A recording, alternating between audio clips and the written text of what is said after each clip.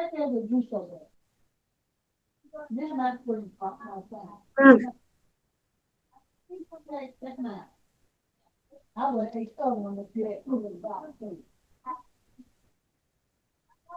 can go anytime you're ready.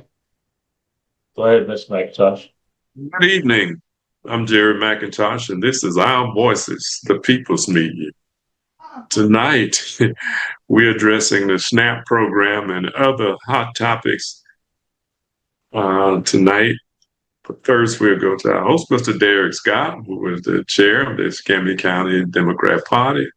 Have with us Christine Forbes, who is working at the Democrat Party over in Santa Rosa County, and Mr. Vernon Watson, where you'll be watching this program on WBQP TV, Roku, Fire Stick, and YouTube, and of course, our Facebook pages. Go back to you, Derek. Is Jill off tonight? No, she said that she's going to be about 20 or so minutes late, so she will join us temporarily. But we will go ahead and get started and say good evening to everybody. Thank you for joining us this evening. I want to go ahead and we'll do our normal roundtable, and I will kick it back over to you, Mr. McIntosh. Please tell us what you have to share. Just want everybody to know we Move for Change is doing an annual membership drive starting this month.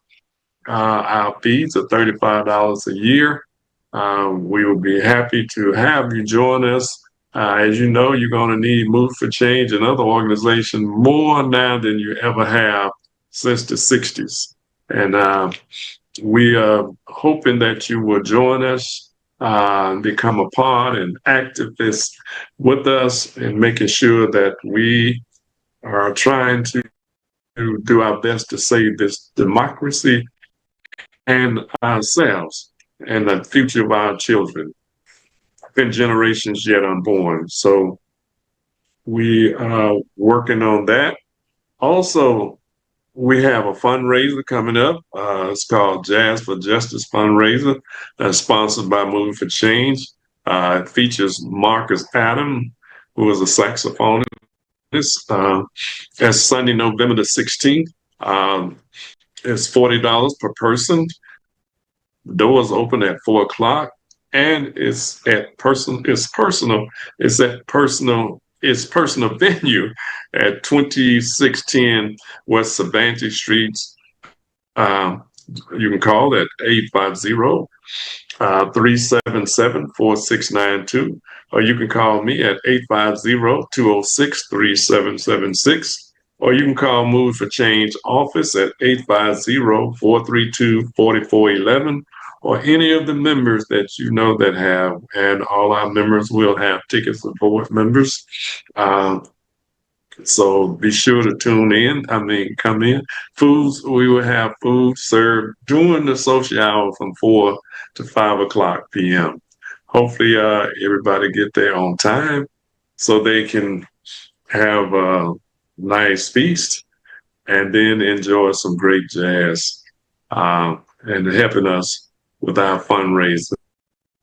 As you know, we've been down there painting the office, trying to make everything inviting so that people will not mind coming and volunteering and making sure that we have the kind of programs and staff that we need to make things happen and make sure that we are registering people to vote or encouraging people to register and vote, and also encouraging people to become more active in our community. I give it back to you, Derek. Okay, thank you very, very much for that. Mr. Vernon, do you have anything for us today? Wait a minute, unmute here. Okay, yes, I do. I got a couple of things. I just want to remind the folks of the MLK parade that is coming. I'm sorry. Let me get in the correct order. The Veterans Day parade is coming up on November 11th. And so anybody want to participate in that parade, just go ahead and get registered now. Go to the website or call anybody that associated with the GAVCC, and you can get registered for that parade. Going to be November 11th, on Tuesday, November 11th. And also, in addition to that, after the parade at 3 o'clock, the Chapter James Museum is also having an event at 3 p.m. On November 11th. So you might want to join that. They're going to have something they call Seven Stars. Okay. Yeah. So that has to do with they're going to honor Chapter James and his son. Chapter James was a 4-star general, and then his son was a 3-star general, and so they call the event Seven Stars. So that will be as well on November the 11th. Also on November in January, the MLK parade is coming up, and they are registering now if you want to be a part of the MLK parade 2026. So, and there also has been a slight route change as well for the MLK parade. It's not going to go through downtown Pensacola because they're having this renovation for the streets down on, but it's going down eventually going instead of going down Palafox, it's going to go down Jefferson this year. And I mean in 2026.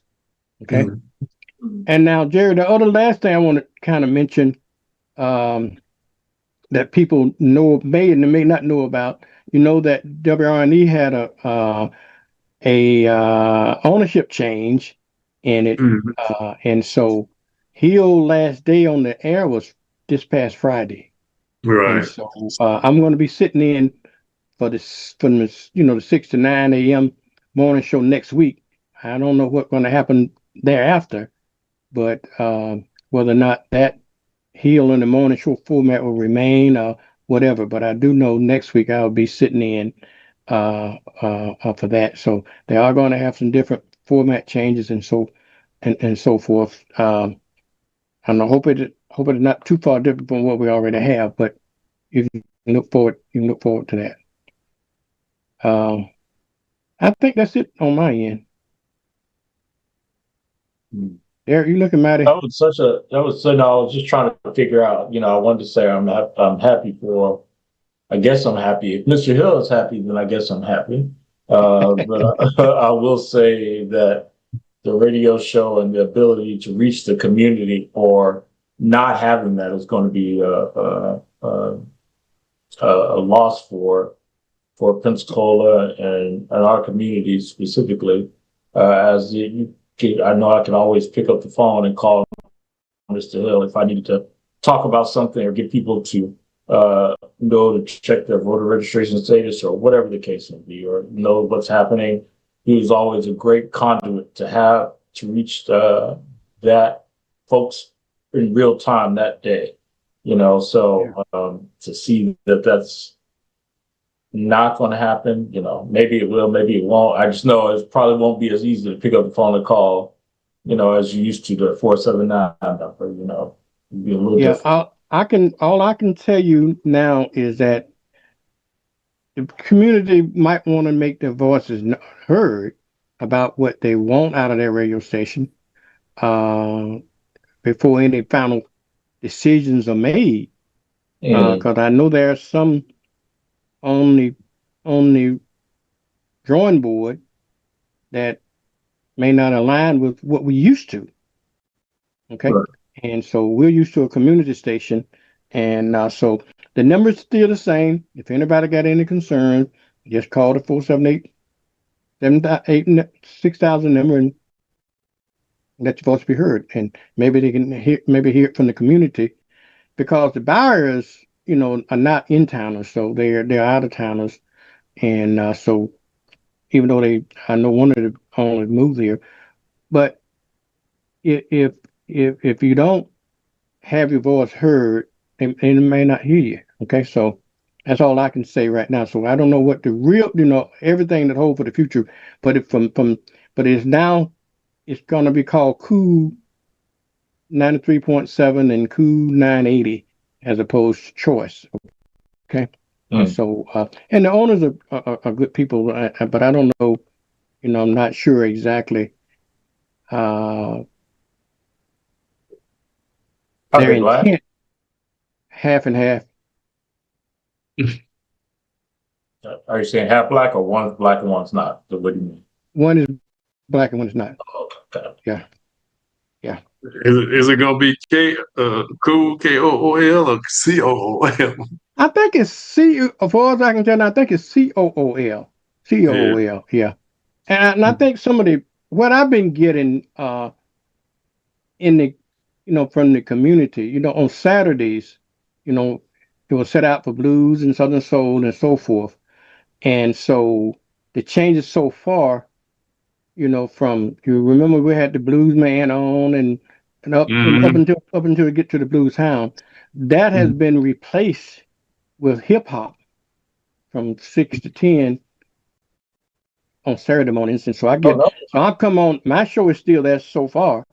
But Uh, I get the calls about why am I on the right station and that kind of stuff, and why hip hop. And so you got to understand this station, the people are just so used to the same format that we've been doing for the last 35 years now.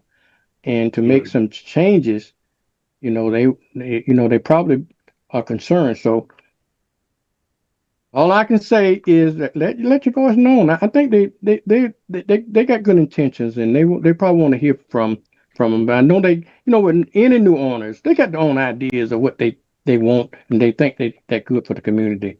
But if you wanted to continue to be a community station like we had it, so I think that you might want to let your voices be known. so we're gonna talk to you on the back end so we can find out who the people are, so we can tell them, so we can sit down with them, because otherwise, I wouldn't know what to do. Yeah, I can tell you what the voice. Like I say, the number is the same. Call the number, you reach them. The 478-6000 numbers, and but yeah, I can give you the folks on the back what who to contact if you're interested in, and contact them about it. Okay. Yeah, But anyway, go ahead, Jerry. I was gonna say I sure would like to contact them as from the point of view of an organization that what we are looking for from the station to continue to be a voice in the community or information to the community. So yeah, I definitely want to talk as much in Derek, as not only as the chair of the Democrat Party, but the coalition. You can speak for the coalition. Yep. Yep. And we get Ellison Bennett to speak, and others to say, that we want the radio station to continue to feed the minds of the people with good information. Mm-hmm. Hip hop you can get anywhere. And who cares anyway? Yeah, because this station has been for certain demographics, and but like I said, I don't, I'm not, I don't know what the ultimate intent is, but all I do know is his last day was Friday. He sold the station, so the new owners got it. They are going to make some changes, and the changes that they're going to make, and then they already have made some changes. I think Jerry knows some of the talk shows that y'all had. A lot of that have gone. Yeah, right now. So Ben Hill used to So talk. we won't be hearing. So we won't be hearing from you, Mr. McIntosh, or Fred doesn't have his show. Fred Gant. They don't have those anymore. I think they those paid talk shows probably going to remain because they on the contract. I'm assuming. Mm-hmm. And who has a paid talk show? Oh, I was thinking like the segments, like those hours. Didn't you, Mr. McIntosh? Didn't you have a segment at one point that you did? Well, I was on with Robert on Tuesday and Thursday, every Tuesday and Thursday. Right. Well, from 8 to 9. Right, and then Fred was on Wednesdays, right? On Wednesday. Yeah.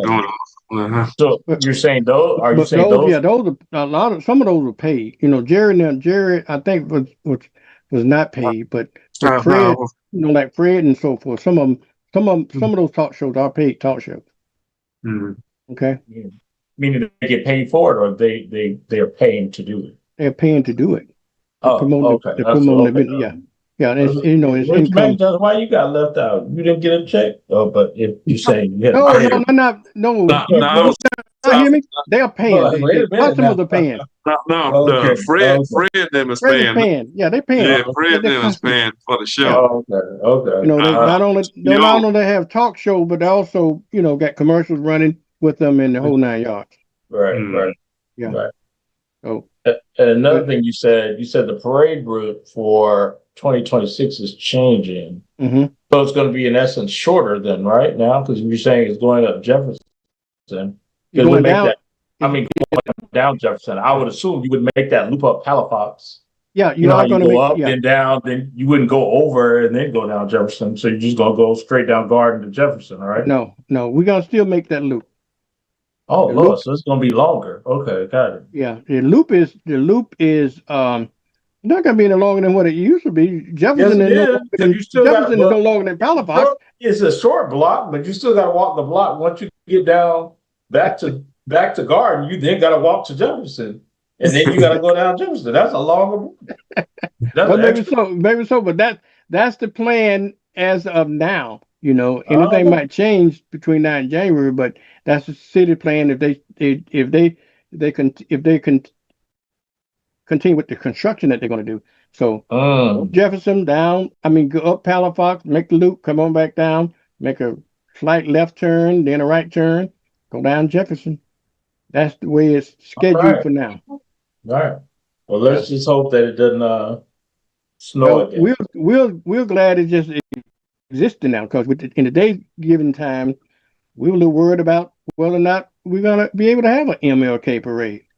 Okay, Mm-hmm, so mm-hmm. Yeah, I guess we count our blessings. yeah, But at we any rate, do. it's still not too early to it's still not too early to register. And I encourage people to go ahead and register now because one of the things that we people don't understand about these parades, they're expensive. They have to be paid for, and we have to pay a lot of money. We got insurance to pay. We have to pay the to use the streets. We have to pay to have barriers put up. We have to pay to have bathrooms put in. I mean, the porta potty. Have to pay for everything. And yeah. the problem when people wait to the last minute to register because we use that money to pay for all those things. Okay, and it's not a money making venture. If we break even, we're great. We're doing good. So what I'm saying is, if you're going to be in the parade, just go ahead and register.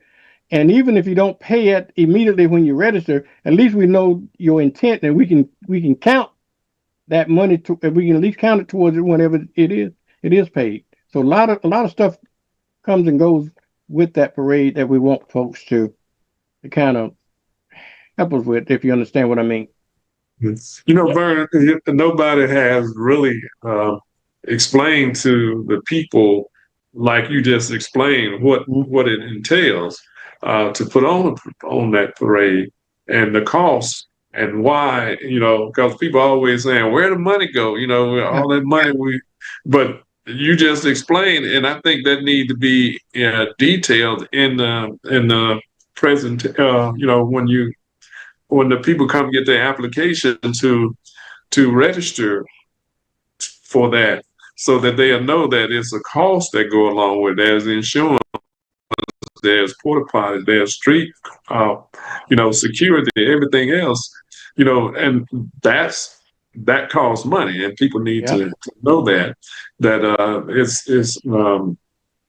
it's an extreme amount of money to do the Martin Luther All right. And King. then we got Jared. And speaking of that, and I guess folks think that they do it for free, but nothing is free. The city used to provide for free to putting up the barriers. Okay, so Right. that's a new $2,000 fee that's been added for 2026 that Hmm. we're gonna have to pay. And Hmm. the reasoning for it, well, the city's saying it takes because they still got people on payroll. to come and do all that, and it costs so much money. But their rationale is that, well, you guys is just one parade. We have 5 or 6 parades, and it takes upwards of $100,000 to do those things. That what they're saying, and so I understand from their point of view, but all I'm saying is now we got more additional costs, to the parade that we didn't have before. But people don't understand a lot goes into putting on the parade. And I have to take my Mike Keenan. Mike Keenan had to take my, and a lot of times, you know, a lot of things. Some people are just unsung heroes, and Mike Keenan is one of the unsung heroes because what he used to do, okay, if that was a shortfall, he go in his own pocket and make up the difference. Never complain about it, okay.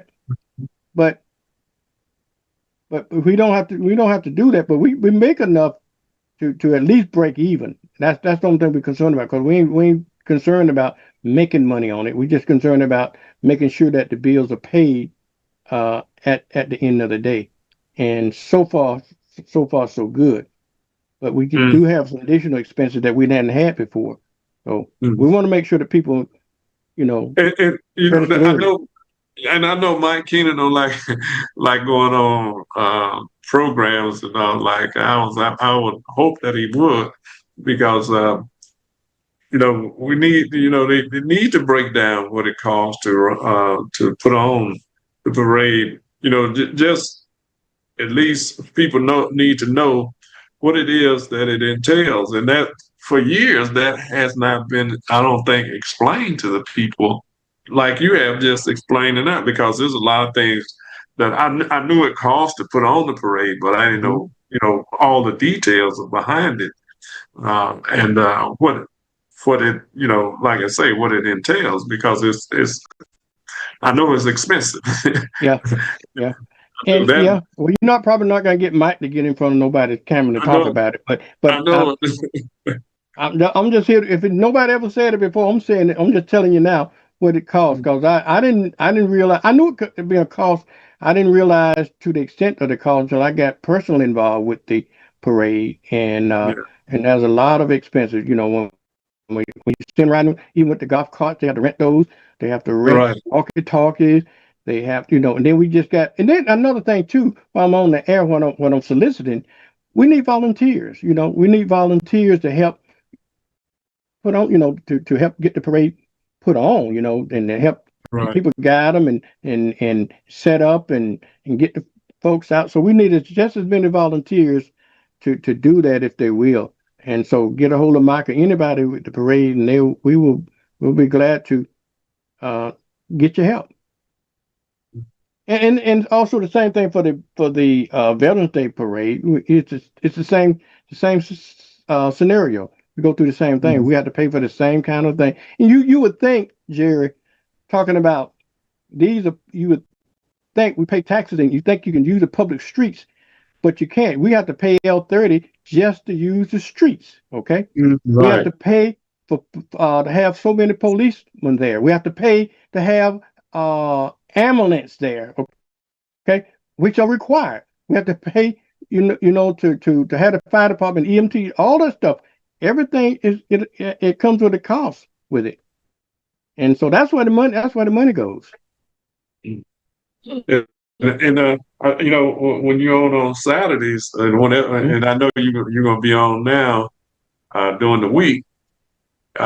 People need to, hear what you are saying now on the radio, as well as what we are doing now here on Our Voices. Okay, yeah, I can repeat some of that stuff, like you said about the parade, because a lot of folks didn't realize the didn't know the cost of it. They just take it for granted. Right. Yeah. Because Well, I thank you, didn't know Mr. the Brown. extent. Yeah, I didn't know the Yeah. extent of the cost of the parade. I know it costs to put it on, but I didn't know all of the different programs that goes into it. I guess Yeah. all of the different. I know Cheryl used to do a great job of breaking down, all the expenses that are entailed with just the parade alone. So it was I get it. I absolutely get it. Get it. Mhm. It's a lot of stuff. Well, just to let you know, Mr. Vernon, we did send in our application. So for the Veterans Day Parade, so you all should have our stuff along with our check and everything ready to go. We are planning for November the 11th. Yeah. Very good. We look forward to So seeing that. what's the cost of putting something in the parade for Veterans Day and for the Martin Luther King Day? You know, Bert? For the Veterans Day Parade, I think the for the Veterans Day Parade, $150. what was it, Derek? We $150. don't charge. I have to make this clear. We can't charge for the Veterans Day Parade. We suggest people can donate. We got a guideline that they can donate for the parade. Okay, that helps us out. But we can't, because of our charter, we can't just charge you for it. You can donate as Right. much as you want to, and so we suggest people donate that amount. And I Mm. believe whatever the guy, Derek, I don't see the paperwork that goes out. You get in the parade. What was It it? was $150. Yeah, For the cost of it. we suggest $150, but if you ain't got $150, you can pay whatever you want to pay, and I doubt we would turn you down. Oh, But so yeah, next year you telling me, Mr. Vernon, I no, can say I got $10. yeah, if you got $10, you You probably still still be buy in the parade. $10? But I want to make it clear, it's the same thing. We still have to pay for everything. That's Now why we you tell tell folks me. we still Now have you to pay tell me. to close the streets and to get the toilets and pay for the street sweepers that we don't need and stuff like that. It's just so much expenses involved with that parade. You'll be surprised what it Correct. costs to put on a parade. So yes, there people can take No, advantage I'm of just it. kidding. We wouldn't do you like that. I was just asking. I know you wouldn't, Uh, but some no. people will. And I don't know what the cost for the okay. I Last year, I think believe that it was was 150. 125 Yeah, I can't plus remember now, but for just, and that covers just your, go on the website, and I believe they sending out letters again already. So we're yeah, trying to get them out I was early. just looking at it to see if I could see what it said. Is it Yeah, MLKCCC.org? MLKCC. I don't know whether .org or not. I can't remember the Maybe it's website. not .org, but But it hadn't changed. I don't think we changed the price of it. No price change has been done in a long time for the MLK parade, and that might be another issue that we need to address as well. But I think the cost been consistent for the last 4 or 5 years or longer. Mm-hmm. Yeah, I think it's $125 just to get Yeah, your first, like your main vehicle or whatever, right. Yeah. and a walker, and then $50 for every segment thereafter. So if you had to have a float, then it's additional 50. If you add like another set of another car, it's another 50, whatever the case. Yeah. Yeah. So there you got. Yep. So I'll Doc. move on to I guess we'll do both BJ and Christina and BJ for Santa Rosa. What we have for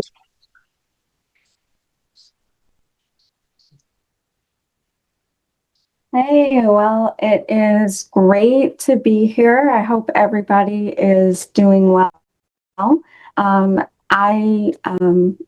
sure BJ as well. Definitely want to send our condolences out to Sandy Smith. She had a death in her family. Her granddaughter, who was attending Howard, passed away unexpectedly, and she got sick and passed away. And so our thoughts, our hearts are with her and her family at this time. For what's going on this month in November, as far as the Democratic Black Caucus, we have our meeting, which is via Zoom, on November the 18th. We plan to have that at 6:30 p.m. If you're in Santa Rosa County and would like to join us, please don't hesitate to reach out. Our Women's Club meeting will be on November the 22nd. That'll be at 10 a.m. at the Navarre Library. And I know that the NAACP is looking forward. I know Jill's going to be here soon. Is looking forward. They have a table at the Okaloosa NAACP event coming up this Saturday for the Freedom Fund Gala for Okaloosa. So definitely excited for everything that's going on here. I know BJ has some other announcements. Take it away, sir. Yeah, so we have our the Santa Rosa County Democratic Party monthly meeting is going to be on the 20th. That's also going to be via Zoom. We also have a wish list drive that we're doing, collecting goods in order to distribute to needy families who are advancing into the holidays with probably a little less resources than what they would ordinarily have. So you can go to all of our social media channels in order to find the link to the wish list. And we'd like, if you're watching, to try and contribute just a little, even if it's 1 or 2 items, that would be definitely helpful for the families that we have in Santa Rosa County. Could you tell them, so I don't have to, since you're doing it, just be there, a little bit more about the wish list and who we're trying to target, et cetera, so they get an understanding of why we're doing it? So are you referring to in reference to the SNAP benefits reason why? Yeah. Okay. Yes. So with the holding of funds from the federal government in terms of distribution at the first of the month for people who are in need of food stamps or SNAP benefits, we're doing actually Okaloosa County, Santa Rosa County, as well as Escambia County, and leaders within those respective counties have gotten some help on how to set up a wish list. And people have been donating to that wish list, or at least purchasing things anonymously on that wish list in order for us to gather and be able to distribute to some of the needy families who said that they would be in need of help in our respective counties. Yeah. Hey. What do you think? All right, so I guess what I will share, just to piggyback off of that, yes, please, for Escambia County, please visit our social medias. You can find the wish list. We've gotten stuff every day. Like on Friday, we got stuff Friday, we got stuff yesterday, we got stuff Thursday, we got stuff today. They keep coming in, but it's never, I don't want to say it's not enough. We certainly appreciate all that everybody's doing. But we have, as BJ mentioned, there are a lot of folks that are looking for ways to feed their families because the Florida governor, Ron DeSantis, decided not to allocate or put any money from the emergency slush fund to fund the SNAP benefits for people during this difficult time. So where he's not doing it, Democrats are stepping up and filling in the gap. So if you have a couple spare dollars that you'd like, please visit our websites, or if you can reach out to either BJ or myself or Jill. We can tell you about what's needed and give you the way to reach out or how to access the wish list. Again, if you go on for social media for Escambia Democrats, it's on our Escambia Democrats page, as well as our Twitter page. Et cetera, et cetera. This is an opportunity to help. Let's come together as a community to help those of us who are in need this month. So we're doing that. As I move on, I want to first go to just let everybody know we have the Escambia Democratic Black Caucus tomorrow at 6:30 p.m. Central Time is holding an active voter phone bank kickoff, where we're going to be making phone calls to get those people who are at risk of being removed from the voter rolls in our Escambia County, to get them back activated and tell them what they need to do. So if you have some time for about an hour tomorrow evening, please join us. You can sign up here at this website at https:// mobilize.us/S/I capital F, capital U, capital Q. Please feel free to join us. We'll get all the training. All you need is a cell phone and a computer. It takes an hour of your time, and we can get through a lot of calls, but we need all hands on deck to see if we can get some of these folks saved and make sure that they're ready to go to the polls in 2026. So please join us for that if you can. So for those of you who are wondering, are you registered? As I mentioned, you might be one of those 16,000 people that have been removed from the voter rolls. If you are curious and you need to check, you can scan the QR code that is listed right here on your screen, or you can call the Escambia County Supervisor of Elections office at 850-595-3900. Again, that's 850-595-3900. Or you can visit escambiavotes.gov/am-i-register. And just type in your information. It takes just a few minutes, and it will tell you whether you need to update your voter registration or if you're an active voter, so you too can safeguard your right to vote in 2026. Takes just a few minutes, so we hope that you take the time to do just that. As we move forward. Hey, Derek. Yes, sir. Put that poster back, the first one you had back on there, if you will. I just want to take one? No, that one. I just want to talk about it so I can have something to talk about in the morning, okay? I'll send it to you as well. Okay, thank you. I appreciate that. No problem. So again, just please join us for make sure that you safeguard your vote in 2026. The Escambia County Democratic Women's Club will be having their meeting on Saturday, December the 8th, starting at 1 p.m. at the Tryon Branch Library. And we want to make sure that you take the time. If you've never been, they're a great meeting, a great opportunity to join us. And we ask that you'll join us there. Additionally, as we move on, and we've talked about it, but you can certainly join the Escambia Democrats. If you have nothing else to do on Veterans Day, you can, if you want to be a part of the parade, come walk with us as the Democrats. When we're going to be lining up, I assume it's at 9 o'clock, somewhere around there. The parade starts at what time? 10 o'clock. 10 o'clock, yeah. So we'll be lining up about 9 o'clock, making sure we're all set and ready to go. Someone asked me, is the parade route long? And I say, I don't think it's any longer than like 3/4 of a mile.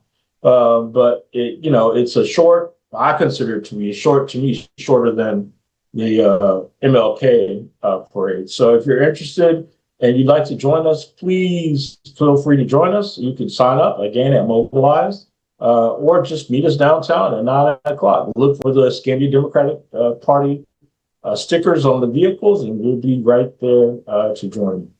I do want to highlight a couple of things. Want to make sure that everybody knows that Sunshine is having her Thanksgiving Feast of Love and Hope. And it's Sunshine Rays of Giving in partnership with Lemons to Lemonade and the Leah Gibson Foundation, and also the Engage All Pat, along with some other folks, including some folks with the Democratic Party. This is an opportunity for you to come out and give. If you need a meal or you'd like to volunteer to provide some goods to cook the meal, please do so. Or if you want to donate, you can email Sunshine at sunshinemore@gmail.com. And that's that's going to be at Tuesday, November the 25th at 11 a.m., which is going to be at the Fricker Center at 900 North F Street. So please either email Sunshine or call 850-748-7040. Again, that's 850-748-7040. And lastly, I want to highlight one of folks. I want to highlight Overflow Health Alliance. They are going to have their first annual inaugural Black and Gold Gala. It's sponsored by the Overflow Health Alliance and Roots. And Roots is Reclaiming Our Own Transitional Stability. It is going to be November the 29th at 2025, which It's going to be at 3298 West DeSoto Street here in Pensacola. It's hosted by Sunshine, and it's featuring Ann Nesby. When I asked, I have to, I don't want to give my black part away, but I didn't know who Ann Nesby was. And everybody looked at me like, are you kidding? Like, why do you not know who Ann Nesby was? And now I know who Ann Nesby is. So, but I've never heard one of her songs. At least I don't think I've heard her song. So if blues, is that the right category for her, Mr. Brennan? Blues? Yeah, blues, southern soul kind of a genre. Yeah, okay. So if you're interested and you want to hear Ann Nesby, please do that. The doors open at 6:30 p.m. And again, that's the Overflow Health line, sponsored by Overflow Health and Commissioner Newman May. I think that is all that I have at the present moment. So we're going to welcome our, I was about to say our latecomer, but I'll say our wonderful friend from Okaloosa County, Miss Jill Lewis Dax. I always said that because she gave me a hard time. I said that I stopped calling her out. So welcome, Jill. Thank you for joining us. Do you have anything you'd like to share with us today? Thank you so much. I apologize for being late. Had some internal issues and needed to address. Sometimes family has things going on, but not ever want to put the show or our viewers in a state of not knowing. I hate to even go after Derek because Derek like tells you something you could do for the rest of your life. And then you can go to the gala, but the rest of us will be going to galas. But you can go to Derek's gala. I just have a few things for Okaloosa. We are in transition, so a lot of the things that you're seeing through Santa Rosa and Escambia County, you will soon be seeing in Okaloosa. We are working on a list for people so that they will also know where to go in this very difficult time. Different places that are giving out food, who are paying bills that need to be paid, and they specifically will pay a portion of your light bill, your gas bill, your rent. If they're late, they will not. At this time, some of them pay your water bill, and they will absolutely not pay your telephone bill. So I'm just going to give everybody a 101. If you have $500 and you have some assistance coming in, get the assistance and hold off on paying your phone bill until you see how much assistance you have. Because if you get $300 for them and that covers your light bill, then you can cover your phone bill too. I know in these difficult times we have to be kind of savvy on, and I know how difficult it is to decide, do I go to the grocery store? Do I feed my kids? Do I turn on the lights? What do I do? So just utilize the resources. That information is up and coming and should be out by Tuesday. We're just waiting for confirmation from some of the locations. Several of the locations have been doing this for the last 7 years. So some of it is information that you will already know, but then there are organizations and entities that are stepping up because of the difficult times that we're in. And then on November 8th, the NAACP has their Freedom Fund banquet. Many of us are going. Also on November 8th in Crestview, it's military appreciation, not the parade, but they do a military appreciation every single year. That will be held on November 8th. It's at the Bush House 10 to 2. Veterans Day Parade in Crestview, and there will be one in Fort Walton. Is November 11th. It'll take place at 9 o'clock on Main Street. And then they have their Christmas parade. I know it seems like it's kind of early to even think about Christmas, but they already have the information out. It is going to be December 6th. As far as our local Democratic entities, we are in the process of working together. We invite anybody to support any of the things that are going on in Escambia or Santa Rosa. And then the Okaloosa Black Caucus is putting together an event in December. More details to come. Our new president, I keep saying new, he's been here now for a year, so I guess he's not new. John Armour is putting that together, so we invite all three counties to join us for that. And then anytime that you, as Derek said, you want to go to our website, Facebook pages, if you want to reach out to myself or others that are in leadership, we are here to serve. So whatever that means and whatever that takes in this time, that's what we're here to do. We will, of course, be working on voter registration, the voter rolls, voter education, vote by mail, but we also want not only Okaloosa County, but our trifecta here of Escambia, Santa Rosa, and Okaloosa to know that we're here for you and that you're not in this alone. Many of us are walking right alongside you. Some of us are fortunate. Not sure who they are, but there are still some fortunate people who this isn't impacting as much, and they're giving back. And even some that are being impacted are giving back. So make sure you reach out if you need assistance. You can always call any of us. You can also dial 211 and they'll get you connected. But I believe all three counties will have the information for you for food banks and for bills to be paid.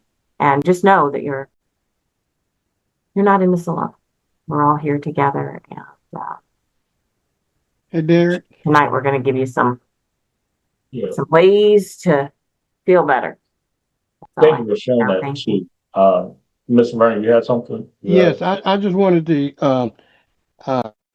Keenan must have been listening because he texted me to tell you that the MLK, the interest for the MLK parade for 2026 is $175. And also for vendors, it's $100. You want to be a vendor to go down and sell food around the food plaza. And so we encourage folks that do have vendors trucks and so forth to join us, okay? So in January. And another, let me put another little tidbit in for it, if you will. If you're a business, that is the cheapest advertising you're ever going to get. $175, get seen by hundreds of people. It be televised, 2 television stations, going to be on Blab and on WBQP. And so if you want to show off your new business or your new organization and so forth, you might want to get in the parade, okay? For $175, you're not going to be able to beat it. Yep. And I want to say thank you to Jill because she brought something. I know I forgot to do it earlier. So I'm going to just take a point of personal privilege now to do it. Since we're talking about food banks. And I know we talked about how you could donate, but for those who are in need, especially if you're in Escambia County, I just wanted to share the list. Of course, as Jill said, as we combine the list, next week we'll have Santa Rosa's and Okaloosa's County, but here in Escambia County, you can go to Brownsville Assembly of God, the Catholic Charities Food Pantry, Epps Christian Center, the Holy Cross Episcopal Church, Little Flower Catholic Church, Marcus Point Baptist Church, Myrtle Grove Baptist Church, Myrtle Grove United Methodist Church, Pensacola Caring Hearts, Salvation Army, Samaritan Hands, St. Joseph's Caring and Sharing, St. Vincent de Paul, Tender Hearts Caring Hands, Manna Food Bank. Thank you. I was looking at the address, so it's like Olive Road and Winthrop Avenue. Those aren't together. Manna Food Bank, Manna Food Pantries, Feeding the Gulf Coast, and Perdido Bay United Methodist Church. Again, if you don't get that and you need additional assistance, as Jill said, always call 211 on your phone, and they can direct you to the best way to kind of help guide you through this next month. But please know that we are all in this together, and the Democrats are here. If you need something that can't provide, feel free to reach out to any one of us, and we will happily. If we can't get it for you, we can get you in the direction to get it. So Derek, did I not see any African American churches on that? Let's put it back up. That would be, well, you saw Epps Christian Center. I know Epps, the Christian Center. Marcus Point, Myrtle Grove United Methodist. Of course, Miss Fanny Finkley at Pensacola Caring Hearts. I don't know what Samaritan Hands are. St. Joseph's is the Catholic Church. And yeah, so no. Okay. Just checking. No, no, no, no, Uh, no. mm, yeah. Yeah. SNAP program. I'm thinking about, well, oh, was you had any more announcement there? No, I just want, like, before we, I guess, since we're talking about churches, I want to just briefly mention, I don't know if you guys saw, BJ brought it to our attention, the article in the newspaper today. There was a church with which I'm not familiar, but they paid off the Medicaid debt for about 4,400 people here in Escambia County, totaling to about $6.5 million. Mm, You know, and that's the church's Transformation Church. I'm not sure if any of you guys have heard of it. I don't know where it's somewhere over the highway, but I've never heard of it, nor am I familiar with it. But just want to give people who do good things, say, hey. And to me, when you look at it, when you talk about it, to me, that is the very definition of what I expect churches to do. That is to me what I think God calls people to do, and things of that nature. Paying off medical debt, just as a here, let's help out. It's things we should be doing. I think of all these mega churches where the pastors got planes and drive Mercedes Benzes and all that other stuff. And you don't see not near one of them, doing stuff like that. But like in things of need, when you talk about times of need and things of that nature, like I would love to see more churches operating in that speed. Hey, Jerry, you was talking about how many black churches on there? How many lanes in the highway did you need? yeah, I know, right? And Already. let's not.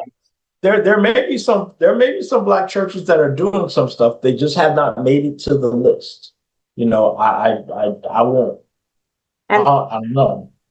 what I would say, now I can't cover whatever color churches. What I can say is that often the churches that are on your list, at least in Okaloosa County, they've been doing it so long that it would be better for you to work with them than to start your own in such a fast moment. It's due right now. So some of them might be doing that. I'm not saying that's what they're doing, just giving that as a thing. I will also add this, and I'm sure most of you might not agree with this, but this is just me. Having been somebody who's been in medical debt because I can't keep myself out of the hospital, at a time when I don't, this is just me personally, not that I don't appreciate what that church does, but to Derek's point that that's what the church is supposed to be doing, I think for them that's wonderful because they have the ability to do it. But I think you said $6.5 million. I would have loved to see $6.5 million worth of food go out and bills be paid, light bills and water bills. That's me. Don't come back. Just listen. That's me. Yeah, but it's not a factual statement. I said $6.5 million in medical debt is what they cleared. They didn't give $6.5 million. Right. So I understand they cleared it, so it had to be paid. Well, they bought it off. I know how the system bought works, but whether they bought 2 million of it off to pay off 6.5 million, me personally, I didn't say you had to agree, so I don't need anybody to jump on me. I'm just saying for me right now, I would love to see churches give to the people that are in need in the way that they need right now. Because sometimes, not that that's bad, I don't think anybody on that list is like, they're probably like, Jill, shut up. I don't have no debt. However, that being said, at the same time, they might not have no food and they weren't going to pay off that medical debt right now anyway. So that's all I'm saying. There's so many people that are hurting that maybe for me, just based on your last statement of that's what churches are supposed to be doing, I would do an all call to churches, black, white, purple, pink. I don't really care what color you are. I don't care what your denomination is. If you are a faith-based organization, I would say your community is in need of your assistance, your help, your money, your time, your ability to give back.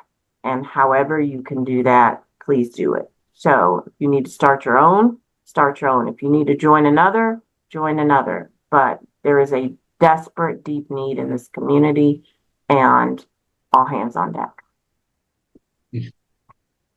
It's definitely needed because y'all president, he had a big Halloween event other night, Great Gatsby, you know, where they just washing money and all of that, and then with his $200 million ballroom, they were showing off his gold faucets and all of that, while millions of people, uh, you know, life is hanging in the balance whether they're going to eat tomorrow or not. This is what they are showing off about him, and I'm like, really, you know, and he's, there were people like in Illinois, the governor wanted to load the people's car so they could buy food with their EBT card. They shut down the cards so they couldn't load anything on the car, any money on the car. I mean, to what is, I'm trying to figure out, why is he really doing this? What is behind him doing that? To starve people to death, or what is it? Just evil and nasty. That he has no redeeming values, Jerry. I'm convinced of that. He just a person that's has no redeeming values. Just he's doing it only because he can, and he has enjoyment out of people suffering. Yeah, that's what I'm thinking too. That he just enjoy the suffering of people in this country, and anybody that And the thing about it, most of the people that are suffering is his constituency.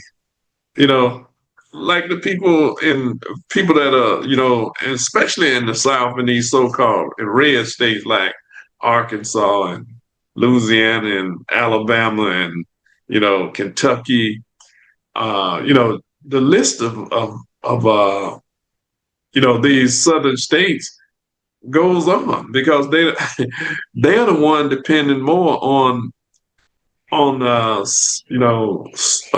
subsidies from services from the government or welfare from the government than anybody. Even the states themselves are dependent on other states to feed them or to uphold them through the taxes that we pay, and the blue states pay to the government that goes disproportionate to red states. And I'm like, they cutting everything and trying to turn the clock back before the 1960s, on everybody's right in this country. But to starve children, to, the elderly, the disabled, it really, I mean, and I'm trying to figure out, is he really behind it, or is it Steve Miller that's really behind it? Stephen Miller. Trump just don't, do he? Stephen Miller is one of the prime ones, Jared. But if Trump didn't agree with it, he didn't have to do what Stephen Miller suggests. Okay, so it's obviously he's doing what Stephen Miller wants him to do. Okay, Mhm. so he enjoys. You talking about his constituency? It doesn't matter. His suffering is what gets his jollies. He don't care who at what expense, whether his folks or ours. It doesn't matter because he's sick like that. In my opinion, he's a sick person. And he's not the only one. Mike Johnson get up every day and lie on television saying that, they not even in DC, but he's saying the Democrats are the one keeping the House from opening because they are out of town. They're out of town because of the Democrats. So they're not going to open the House. They're not even seating the woman that got elected in a special election. I don't know. I think is it Arizona, Arizona, Oklahoma, one of those. Arizona. Arizona. They're not even seating her. He's keeping it shut down so that they won't seat her because of the Epstein file. On top of that, there's an analyst, a guy that's close to the Republican Party today. He was saying that they might not even open up government to 2026. To keep it shut down to 2026. Now this Derek, well, Jared, to answer your question, I think I want to ask Derek. He seemed to be a very intelligent person. How you define a sycophant? Ah! What? No, I don't know. Don't ask me. I can't tell you. BJ, somebody help me out. I'm just trying to explain Mike Johnson's behavior. Mm. BJ, help me out. I think Mike Johnson is an accomplice to this whole mission. When you ask the why, I think that there is a very not so subtle why. The why is he is trying to cause civil unrest. And the easiest and the quickest way to cause civil unrest is to deny people the very essentials that they need to live. The reason why he wants to deny people the very essentials they need to live is because then that puts mood within the system to cause anarchy. And he needs anarchy and civil unrest in order to declare martial law, because once he declares martial law, he can cancel elections, he can subjugate anybody, he can militarize the streets, he can do everything that he has planned to do. Like Jill always says, that's probably page 359 of Project 2025. And so he needs civil unrest in order to declare martial law. That's the last piece of the puzzle in my view, and he's gonna get it. I don't think he's gonna get it from black folk. I'm gonna be honest with you. I think his own people gonna cut up, but he's going to get it. There will be martial law in this country before the next presidential election. I mark this date, November. What is it? 2nd. Second. So, I mean, we've not seen any portions of Project 2025 be stopped so far. So why would we assume that part of Project 2025 would be stopped? mhm. Show me the evidence. I mean, if y'all want to show me the evidence to say which part of the book ain't been implemented yet, and maybe we can. But that's the why. So But- since you asked me, Mr. Vernon, I had to ask Copilot and Copilot because I was like, well, I don't know. Copilot, for those who were like me and didn't, a sycophant is defined as someone who flatters powerful people in a self-serving and insincere way to gain favor or advantage. They excessively praise or agree someone with power, often personal benefit. You think of someone who constantly says yes to the boss, not because they agree, because they want a promotion or protection. Some synonyms are brown noser, toady, Ass kisser. boot licker, the booty licker, a flunky, a suck up, A booty parasite. liquor. Yeah, that's what it said. I was like, I had never heard of that. And I then, mean that tracks with Mike Johnson, but I mean, and then the one that I want to look up is a lick spittle. I don't know what that is, but a lick spittle is a definition. So there we now know what sycophant is. I think I'd rather you call me a sycophant than a lick spittle. I think I might be offended. But yes. but can I say something that's not popular that y'all probably gonna like be mad at me about? Go ahead. What this man is doing is cruel. But if we really take an honest assessment, I mean, I don't know which one of you all here. I'm willing to put my business out there. I can remember a time when my mom with 3 kids was on food stamps. I don't know if that's anybody else's experience on this panel, but I have that experience. And we got to be honest. They wasn't giving us that much of money anyway. Like I can distinctly remember during the Clinton era, I was probably 11 or 12 years old, of figuring out like you couldn't buy no broccoli. You can't buy asparagus. You can't buy salmon. You can't buy anything healthy. You had to buy what you could in order to get them. So it was peanut butter and jelly. It was Kraft macaroni and cheese. All of this stuff that's killing us anyway. You literally had to buy cheap processed food because that was how you could stretch the little bit money they gave you.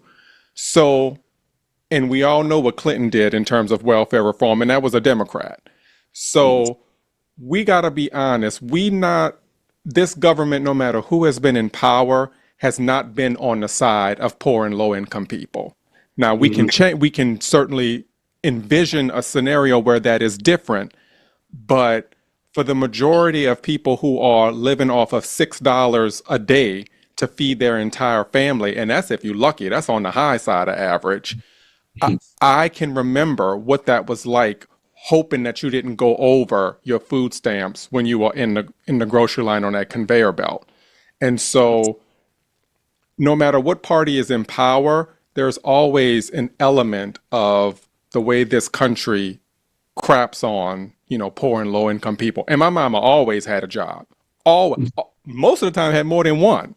So it just makes me think, yes, what this administration is doing is cruel, but it's not like the system was great before they destroyed it anyway. It wasn't like, it's like we long for the imperfect because of what we have now.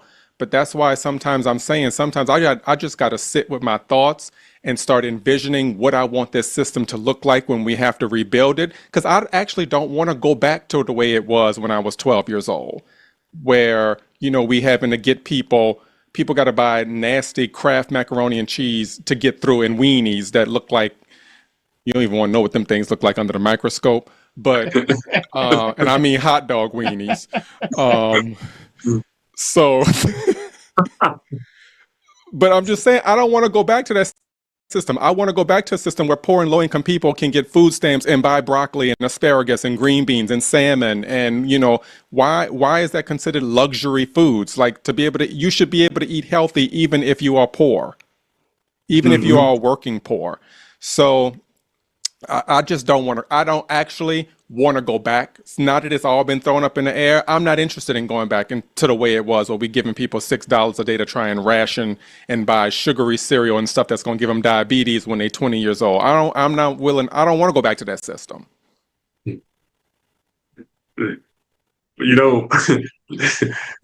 right. That I remember those days when we bought. When you think about it, it was all junk food that you could get with food stamps back then. Because we were farmers, it's just like veterans, but we were farmers when I was growing up. And at mid-season, in certain parts of the season, you didn't have no income coming in. What they call Bernie, about that, lay by. Absolutely. Yeah, when the farming season was over with, you had those winter months where you didn't have no money coming in. If you was on the farm, and if you didn't have somebody didn't have another job out there, which they wasn't hiring you because they wanted you to stay on the farm and work the farms. And but I think about veterans who are getting food stamps. Now, it's no way that the veterans should be getting, should have to get food stamps, I would say, or assistance when they are fighting to protect this country. And that's Jerry, even worse than that, Jerry, active duty military people, the low grade, they have to supplement their income with food stamps and snaps and stuff like that. And in this country, it's a shame that we have to do that. Right. That's what I'm talking about. These are active duty people who I saw, on television and other places that they was talking about, their wives saying, our husbands are not getting paid or they're not getting paid. So they got to go and stand in a food line or to get something to eat. Now these, because because you get idiots running the country, you know, who are Republican. Let's just tell it like it is. Who are Republicans? Trump and all his minions, Mike Johnson, Thune, all of them are in cahoots together to hurt the American people. And it seems like they're going to get away with it again, you know. And I hope that we are able to have an election in 2026, at least get the House back. I hope that we are able to do that. But it looked from I agree with BJ. We might not have the election, and, you know, because that's what they are trying to. They are trying to provoke something in this country to introduce martial law, because you see how they are uh, how they are treating people as if they have no humanity, when they are going after people going into schools and people going into churches. They are snatching them and slamming them to the ground, you know, in malls. And, you know, you can, you know, when you see that, the anger in you rises up, because, you know, you wish there was something that you could do. If there was some kind of way I could slap a spell on them or some kind of curse, I sure would. But no, I can't, but I sure would like to. But, you know, to see that, how they are treating people as if they have no humanity whatsoever, is absolutely asinine. And I agree with BJ as well. I mean, there's no reason other than to prepare for martial law, but sending troops into American cities. That's what he wanted to do. And so hopefully that by 2026 election, like you said, he can call martial law, cancel the election. That's going to be it. I hope that don't come to pass, but Lord, I think that might be the strategy. Has anyone been in conversation with people who are on the other side of this issue? I haven't been in conversation, and the reason why I ask is because not that I've necessarily been in conversation with anyone, but I've been conversation adjacent, meaning listening to other people talk about this particular issue when they think everybody in the room agrees with them. And so sometimes you just got to play fly on the wall in order to see where you can meet people. And what I have gathered, even from today, listening to people talk about this issue, is that people genuinely just do not feel that people are deserving of basic humanity. Mm-hmm. People, it is shocking when you hear that people think that if your body cannot contribute it has to be in a form of labor. If you cannot contribute in the form of labor to a capitalistic corporation, then you are undeserving of food. That's genuinely what people think. You need to most people don't know that you have to work most of the time in order to qualify for some of these programs. They genuinely think that these are people just sitting at home eating lobster and, you know, boiled crab legs and getting shrimp boils. This is what they think. And I don't know how we break through, but we have to find a way to break through, because there ain't enough of us in order to make a difference. We keep saying there's more of us and there's more than there are of them, but is it? Or is that just something we telling ourselves to, you know, to keep, you know, encouraging and us to keep the faith? I'm almost wondering if it's 50-50 at this point. I don't know if it's more of us than it is of them. Well, when I think about the people that didn't vote, some 90 million people that didn't vote, I do believe that a lot of those individuals, or the majority of them, do not agree with this system as it is with, you know, dealing with Donald Trump and Mike Johnson and who is head, you know, the majority leader in the Senate and the House Speaker, and Trump and Vance. All of these people who Now they're talking about sending people to the Democrat states, National Guards to monitor elections. If and then talking about they stole the last election. But I'm like, yeah, but you're the president. How is it that the last election was stolen from you when you're the president? A criminal, adjudicated rapist, a fraud, but you're the president of the United States, but you're saying the election was stolen from you. Like, I believe the election was stolen, but not from that was stolen from Kamala. From Kamala Harris. It It wasn't was actually stolen. I still go to my grave believing he could not have won this election fair and square. I just will not accept that. No, I don't believe he did. He said out his own mouth that Elon Musk and them helped him to get the election. I mean, he wasn't hiding it. He said it. He said that Elon Musk helped him win that election through his program. So BJ, going to your point, I went on a Navarre. It wasn't about food stamps. It was about the healthcare prices and how that was going to increase for folks who got um, their insurance off of the marketplace or had Obamacare. One person posted her premium will go from $800 a month that she's currently paying to $1,700 a month if they don't renew due to the cliff.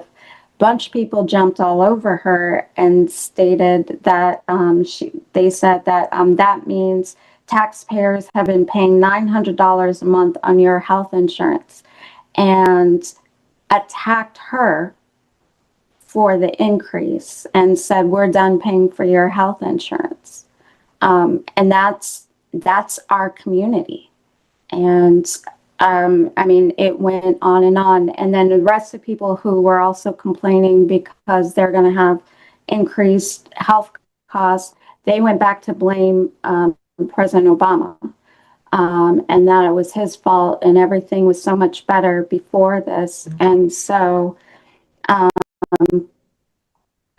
didn't see anybody within the community saying anything positive towards Democrats. It was either President Obama's fault for why healthcare was so much, or it was the person who was purchasing off of the open marketplace for why their premiums were what they were. Not the fact that the state never expanded Medicaid for Obamacare to work like it was supposed to. Not the fact that Democrats are fighting to keep that cost down. None of that. It just wasn't even in the conversation. And that's different than what you were saying about food, but I feel like it's the same way. Jill, Christina. Our community. Christina, I think all of that just bullshit. Okay, put it bluntly. It's just is everybody looking for a scapegoat? Okay, now I bet you not one of them said anything about the taxpayer dollars for the bailout for the rich, for the companies and so forth like that. Right? That's coming out of the taxpayer dollars. So when the hell they suppose that these subsidies that coming out of taxpayer dollars, these are our dollars. So why is it so different for rich folks than it is for poor folks? Okay, and these same most stupid ass poor folks are writing these dumb ass comments. Okay, and to be bamboozled, it's just beyond me why people such sheepers. I don't get it. And they're not critical thinkers. They can't think for themselves. They just go along with the program, go along with bullshit that is not relevant and not even true. and what they felt, before the ACA or Obamacare, whichever one you want to call it, there were people who had pre-existing conditions who could not buy insurance, which meant that if you did get it, it was going to cost you an exorbitant amount of money to get the insurance. Then on top of that, your insurance was limited to how much, you could have. And your insurance could run out at Pre-existing one. condition. Yeah. You can get it. If you might not, your policy might not carry no more than $300,000, $400,000, and you go in the hospital a couple of times, that's gone, and you were out of insurance. And you could not buy different types of insurance, like with the ACA on the marketplace, or Obamacare on the marketplace, because most people don't know that. Well, most people should know the difference, but they don't know that it's the same insurance. Obamacare and the ACA is the same thing. But there are people out there because I've seen it on Jimmy Kimmel. They had, he was asking them about the Obamacare and and the ACA. Yeah, I don't like that Obamacare, but I like the other one. Mm-hmm. And they once they explained to us the same exact thing, but they still, well, if I knew it, I wouldn't have bought it. Well, you would not have no insurance because you couldn't afford. And you could tell that they were, didn't have the kind of money that they, like paying $12,000-$14,000 a year for insurance. Which would, and then you have the what they call the Cadillac benefits, which was around 20-some thousand dollars a year, and you paying $4,000 or $5,000 a year because you got subsidies. And this is the thing that the Democrats are trying to help the people to hold on to. And I don't know what it's going to take for people to understand that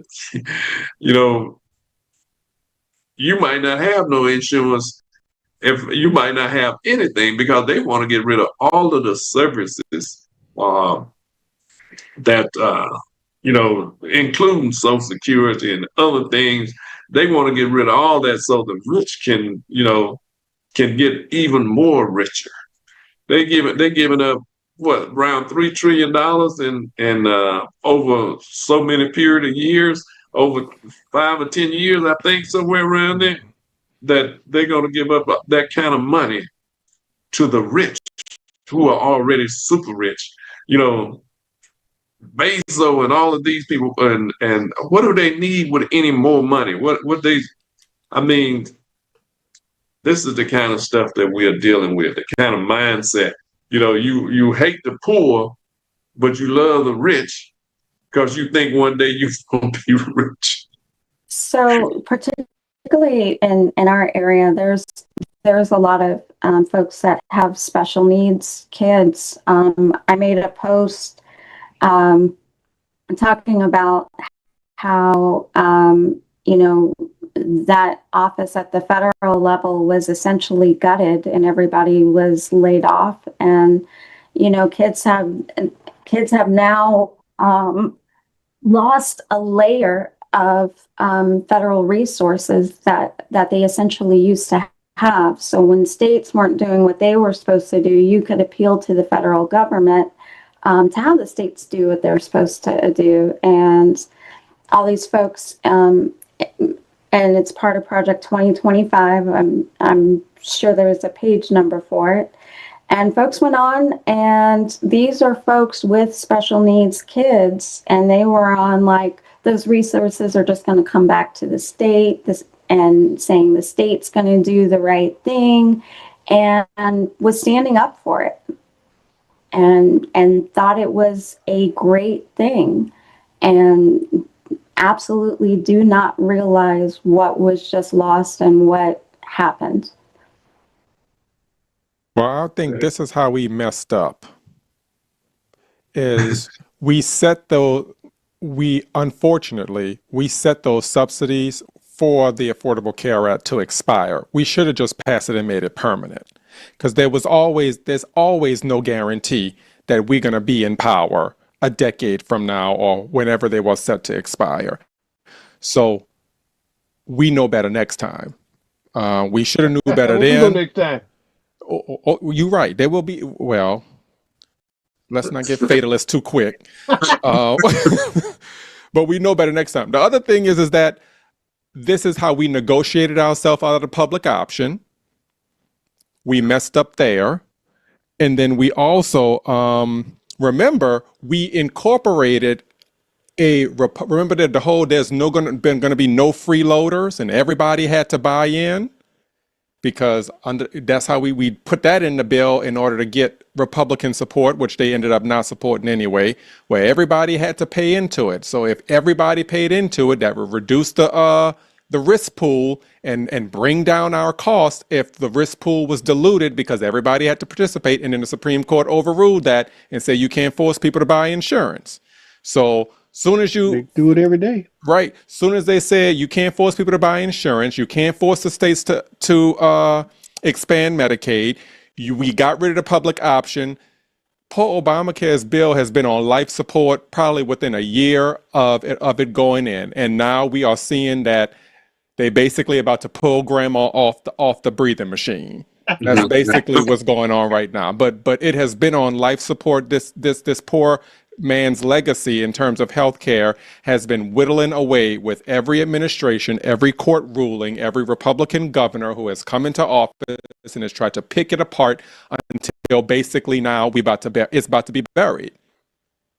Yeah, and the Congress voted 63 times to get rid of it.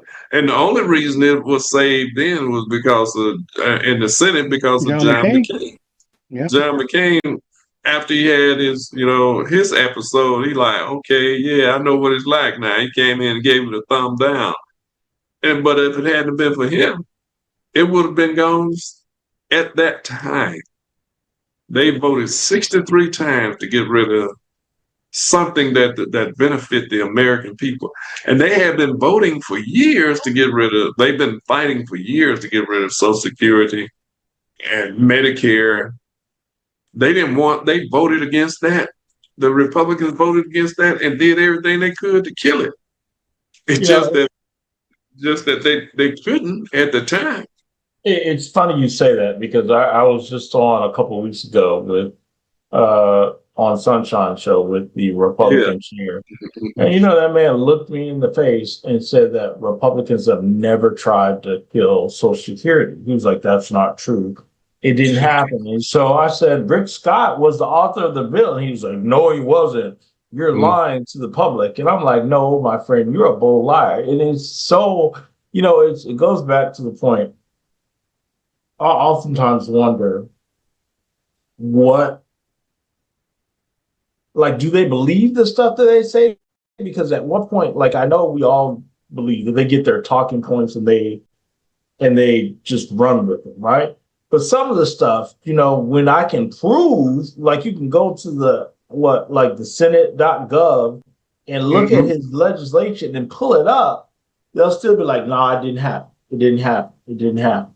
It's absolutely amazing. So I'm glad that you said that. I wanted to go back to something you said, Mr. Vernon, because you called them, what did you call them?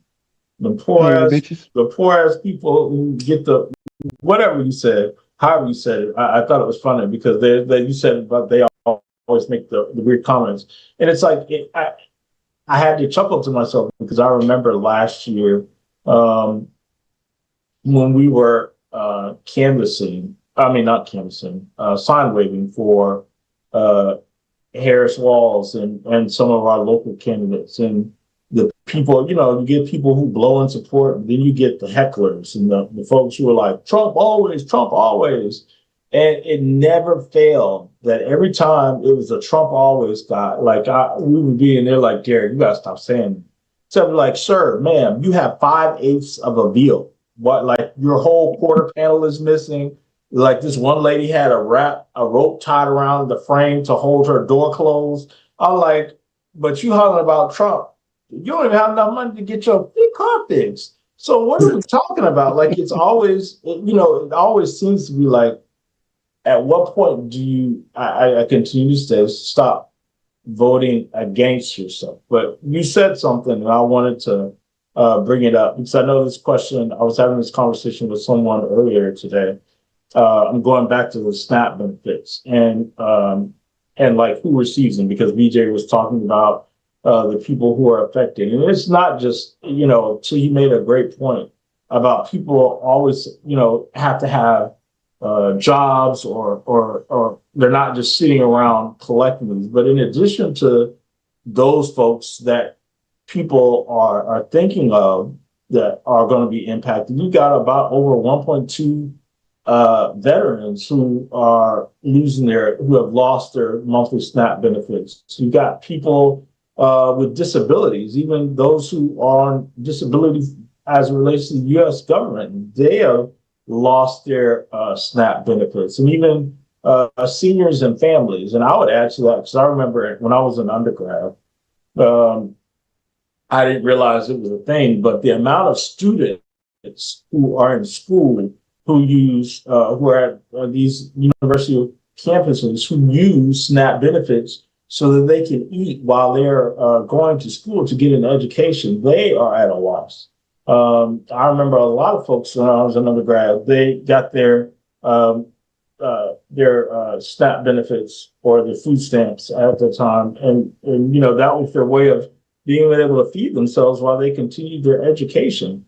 And these people, I assume the same holds true today. So it's highly unfortunate to find ourselves in this position. And to the point, I will always want to make sure that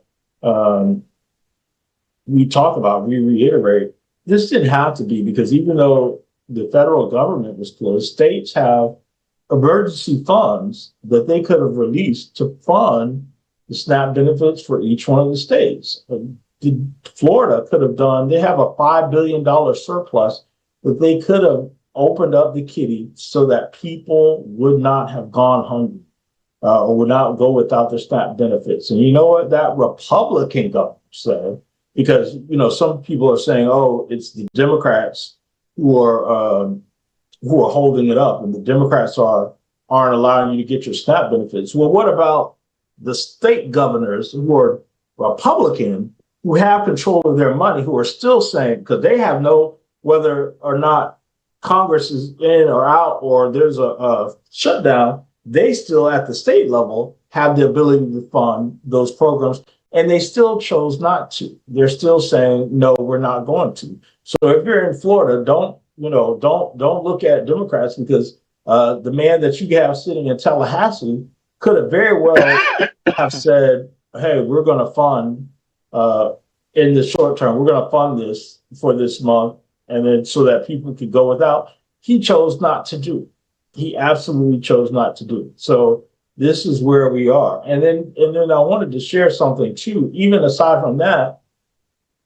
I don't know if you all noticed, I found out later this afternoon that the USDA even sent an email or sent communications to grocery store retailers and chains telling them that they are prohibited from offering special discounts to customers affected by the SNAP funding lapse. So even those folks who said, okay, I know that grocers who are saying, I know that you're in perilous times and you have, there's a need because you don't have SNAP benefits. Let me see if you can offer special discounts to some of the products that we sell. The USDA, which for those who understand, don't know, like, well, why is the USDA involved? That's the governing agency that funds SNAP, right? Or oversees the SNAP program.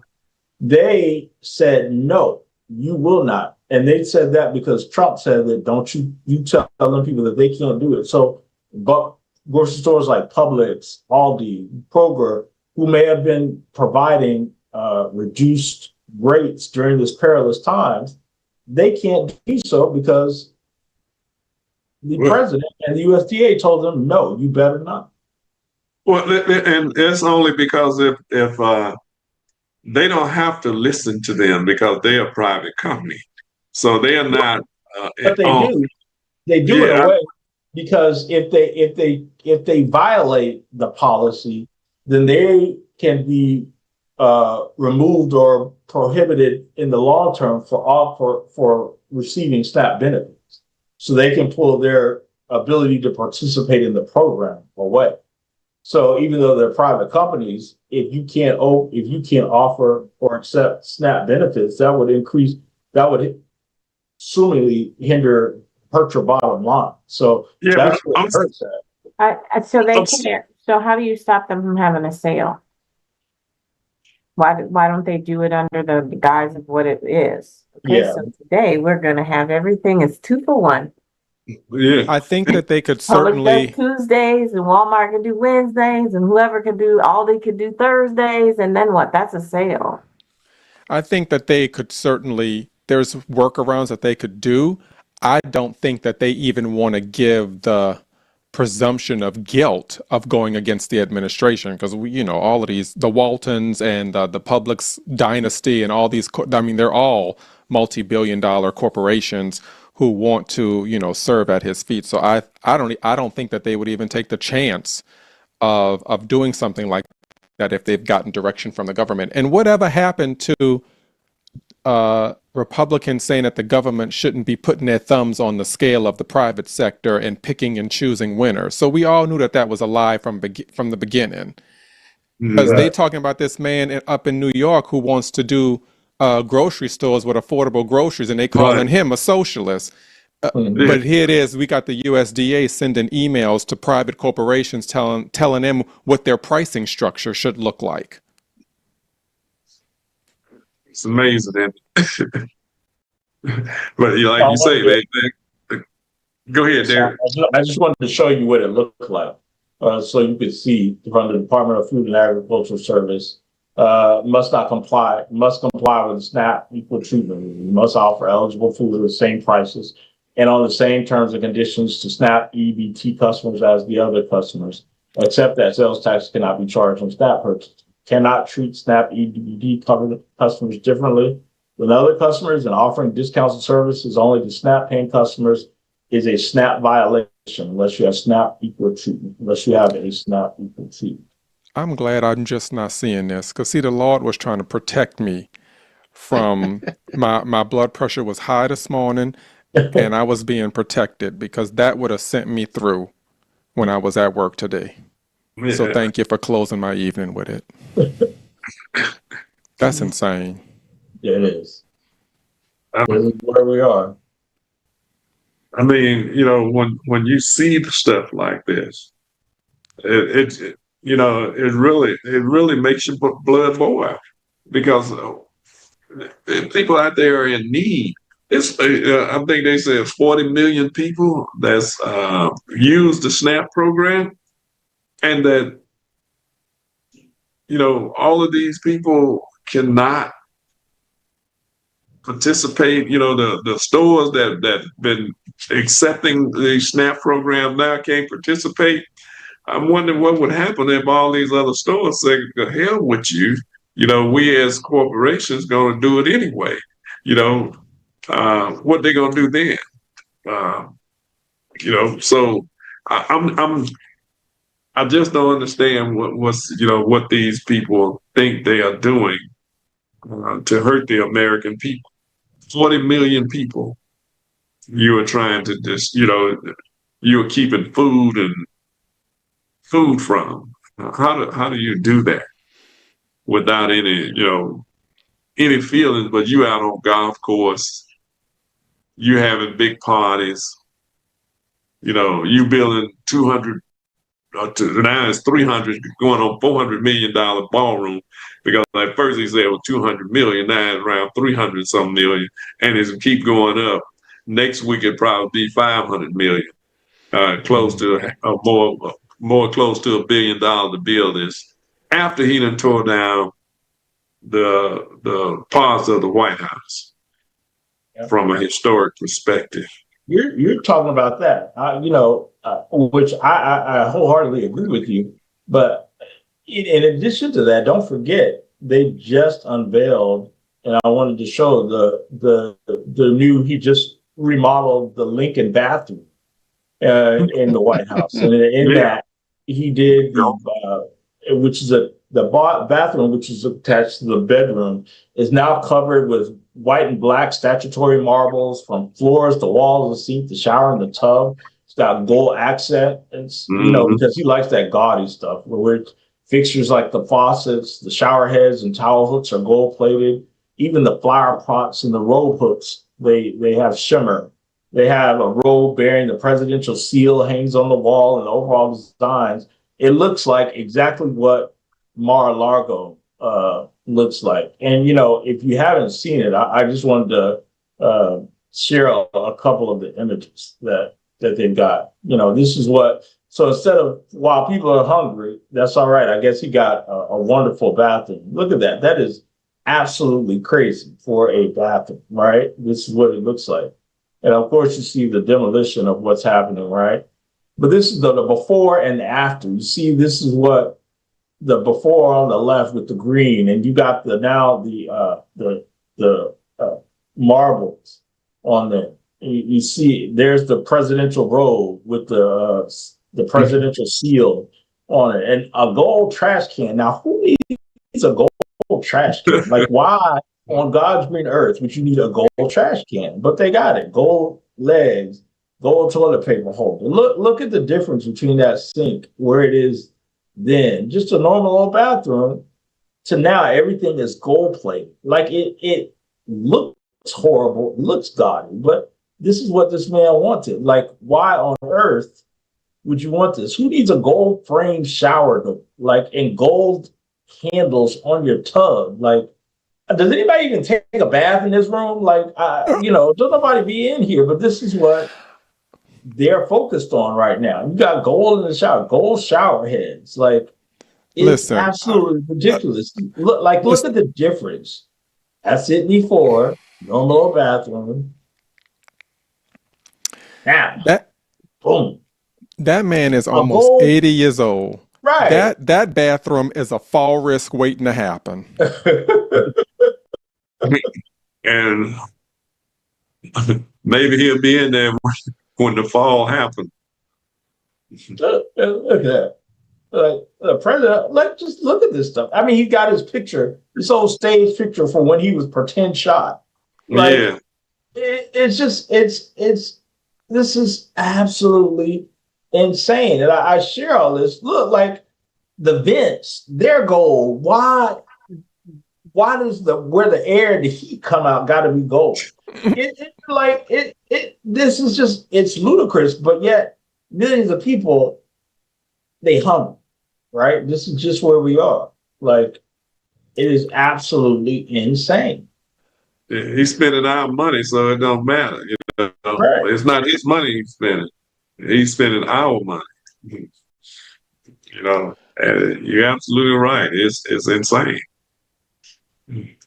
I mean, can you imagine what the media would have done to Joe Biden if we were in the middle of 1 million job loss, inflation back up to 3%, black unemployment back up to COVID levels, the government's been shut down for 34 days, and Joe Biden was having a great Gatsby theme party, traveling around the world to an Asian summit while the government... We in trouble. We are in trouble because the media is not even rising to the okay. The media would have had would have torched and feathered Joe Biden for one of those things that I just said, let alone the list of things that I just said in the middle of a shutdown. And yet it's like, we just keep on marching. We just keep on marching to the next page of 2025. We just keep marching straight on through it. Yeah, it's absolutely asinine when you think about it. It's absolutely, just you think about, they couldn't $800 billion out of Medicaid. I believe it was around 800 billion or somewhere around there that help people around all over this country. You know, it's the same amount they're going to give to the rich. And that's really unfortunate. Which, by the way, they made those tax cuts for those billionaires. They made that permanent. They didn't set those to expire like they did the subsidies for low income people. Right. They made those tax cuts for wealthy people permanent because Republicans know how to pass legislation. Absolutely, BJ. Absolutely. I'm telling you, you don't get me on the Democrats for being so nice. I'm telling you, it's nice stuff gonna have to stop. And I know we try to do the right thing, but sometimes the right thing ain't always the right thing to do. I'll tell you. Shirley Baker said 1.4 million people receive SNAP benefits in North Carolina. So those are those red states that are angry at thinking that it's more black people getting benefits than they are, you know. I mean, I was looking at where it said, I think it was 50-some% of white people get benefits, and something like 26% of black people. Like, and they are complaining and mad at us because we're getting less. You know, you're getting less than what they are getting, but they are mad at you. They saying it was your fault that the economy the way it is, and Trump is right. I'm like, these people have no ability to think critically at all. None. But you were right, Mark. You were right. You know, Jared, and maybe this shutdown, and I truly hope that the Democratic Party hold the line on this shutdown. As bad as it is and as bad as it sounds, but I think sometimes people have to suffer to just see the impact of things. And I believe that white privilege is something, and they haven't felt the burn. When you say burn it, they hadn't felt the burn. They hadn't felt the pain yet.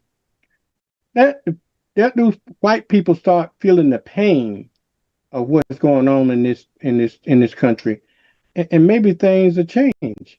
Okay, now we have to sacrifice along with them, but there's nothing for us.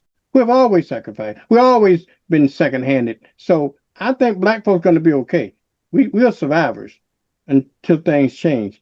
But I don't think white folks has done any sacrificing at all to feel some real pain. So if the shutdown lasts for a year, so be it. That's my opinion. Mm-hmm. And the thing about it, you're right. Nobody has had to go through what we've went through because everything was set up for the benefit of white people. Right. So black people have suffered the consequences, but the country has been built on our backs, and the economy have been built on our backs for centuries now. America can't survive if we don't participate. It cannot, because other people, it's like France and America and all them, when they depend on Africa for everything. For everything. Now Trump ready to go to war with Nigeria because they talk about he going over there to protect Christians. Oh crap. Protecting white folks. That's what he's trying to protect, white people. Yeah, see, but the thing about it, you're gonna go in there, you're gonna go in a honey's nest and think that you're gonna come out of there, everything gonna be all right. What you gonna do? Start bombing people? And you don't care nothing about black Christians here. You don't care nothing about black, because Nigeria got the biggest oil deposit in the world. I mean, not in the world, but in Africa. And it might be the world. And that's and that's like Venezuela.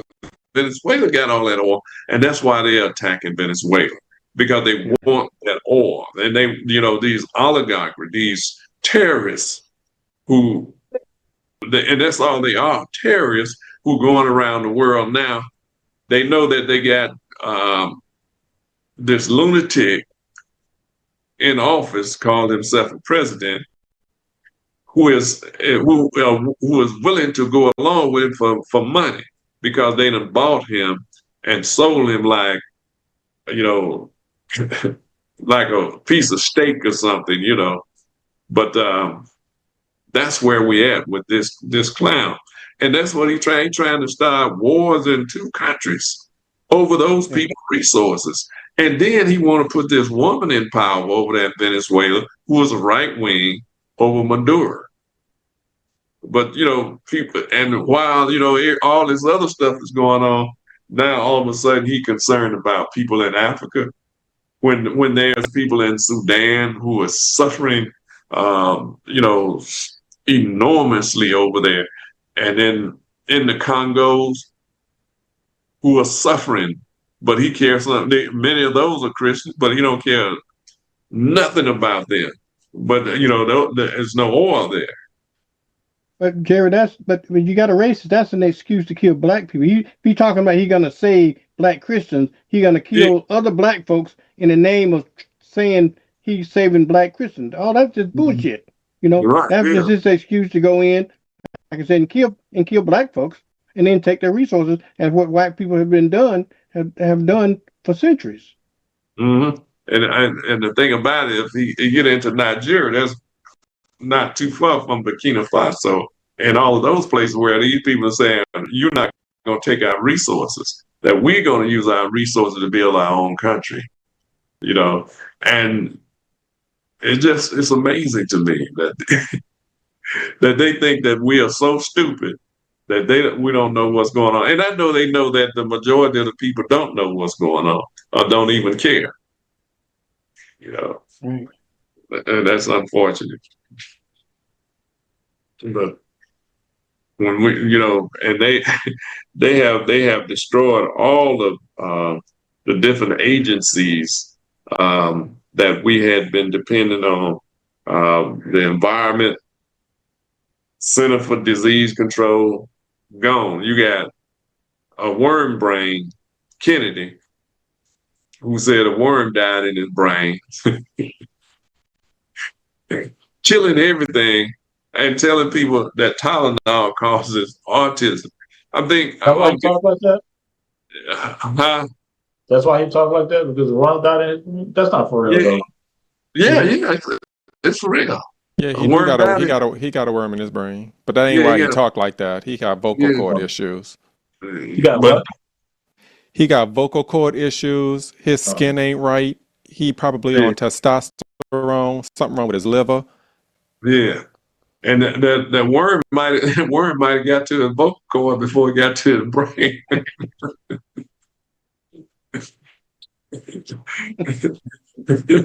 Was the worm still there? It's dead. The worm died. It died in his his brain. stupid brain killed the worm.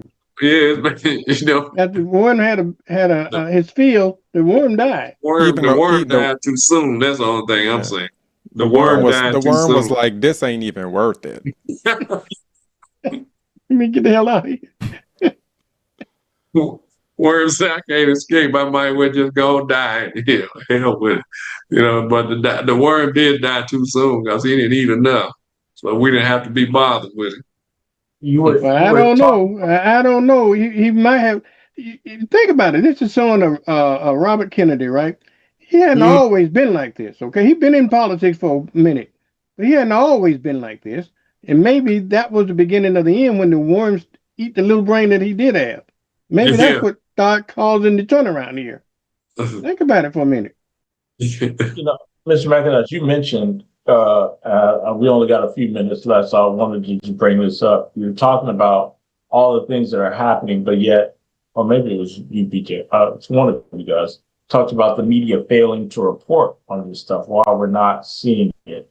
And I don't know if you guys saw that it's happening. They're moving over to networks. I don't know if you all saw CBS just hired. Yeah. They just turned over a new lady, a white lady named Barry Weiss, who's a Jewish woman who went in and fired all the black It's folks black. who worked. Mm-hmm. And, Yeah. and then Black they, producers. and they say Gail Key, but Gail's like, well, I don't know. Y'all saying I'm fired, but they ain't told me I'm fired. Gail So, gone. you know, you said what? I think Gail's gone. She said she ain't heard that. She ain't been told she been gone. She gone. Yeah, that's what she said yesterday that So she wants. everybody's been telling her that she's staying, They'll but tell her tomorrow. not to go tell her tomorrow. But she just went in and gutted and removed all the All the black all the producers. black folks, and they gonna have the nerve to say, "Well, yeah, I kept the white people because I know them. I work with." Mhm. That's just, like, it's crazy, like, to see this, but They done took over CNN as well. um, You ever notice CNN and how Oh, yeah. even the traditional hosts that they hadn't really changed their tone and then changed the way they interview now. You know, and then they it's amazing. So the only but holdout is MSNBC, which now probably is gone because they changing it brand from MSNBC to MS Now. now, yeah, So you know, first it's the Because media. these right wing billionaires has bought up all the airways. Now the airways supposed to belong to the people, but they don't. Well, they done bought up all the airways in the country. Uh, you know, NBC, CNN, ABC. What's the one that own mostly all the local ABC station? Sinclair. Sinclair. Sinclair. Sinclair, Live Yeah, Star, or whatever it is, yeah, right wing. Head Star, or Yeah, I mean, they are the. I know a lot of those reporters want to report, but they can't because they're told what they can do and what they can't do. You yeah, know, it's funny because, like, I see WEAR, like, they're Sinclair owned, but their reporters, for the most part, are diametrically opposite to the station. They have a lot of left leaning, in my opinion, a lot of left leaning reporters on the station. Just in conversations with them, and you're like, y'all talk about a lot of this stuff, but your reporting is very different. So I always wonder how they reconcile working at the station, knowing this type of station it is. but the thing about it, they'll come out and interview you, and they'll do the voiceover. You have they came out and interviewed me for about 30 minutes one day, and they had about 30. They didn't even have 30 seconds because they just talked about what I said. They didn't say what I said. They had a voiceover as if I didn't really say anything. I'm like, we talked in the house for 30 minutes. They had about 2 seconds. Yeah, I had a similar experience when they interviewed me when they did that raid at the landscaping business in Navarre, and it was probably 7 seconds of Mhm. a conversation that was way longer than that, and it really wasn't even like the meat of what I said. Right. So I was just like, I don't even know if this is worth my time. No, it's not. That's why. That's why I say we have to build our own media.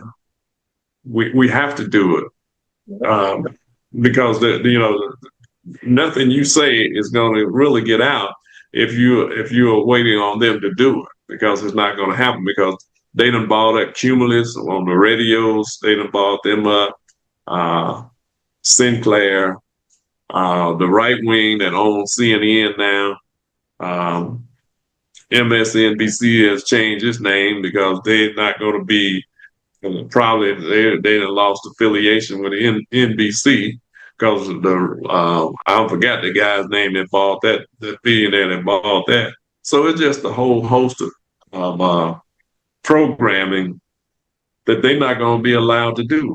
And everything is moving toward the lady that's on CBS. she's a total that's gotten rid of all the black. Everybody knows she's a total right wing nut that don't know anything about broadcasting. But she's the one that's going to be over Okay. CBS. Well, speak of, I just wanted to share with you guys because he didn't share, but I would tell you guys, BJ that had his first time his debut on Sunshine show this past week. So if you didn't see it, you should go back and check it out. He did phenomenally well. He even handled some crazy folks who called in very well. He did better than what I do. And I was like, you can't even tell because I'm looking at his facial expressions like, is he going to say, he ain't even do it. I was like, oh, okay. Because I look at the phone sometimes crazy when people say crazy stuff. We're like, what? But he did well. So y'all should go back and check it out. Well, you got this book, Martin and Malcolm in America. Can y'all see it? And it's a Dream or a Nightmare by James H. Combs. So a real good read. It's a tell of how Malcolm and Martin was, they were fighting for the same thing, but from a different perspective. But it's really, really good book. Well, I do want to make an announcement. Unfortunately, I forgot to tell you, Mr. McIntosh and Mr. Vernon, but we won't be here next weekend. So hopefully you could do, if you don't mind, doing a repeat. We have an all-day meeting on Sunday for the Florida Democratic Party. Starts at 12 o'clock. We're going to be over until 8 or so. So we will have to catch everybody the next week. So we won't see you next week on the 9th, but we will be back together on the 16th. So until that time, have a great week. 2 weeks, everybody. We will see you then and make it a great week. Take care of you. Night.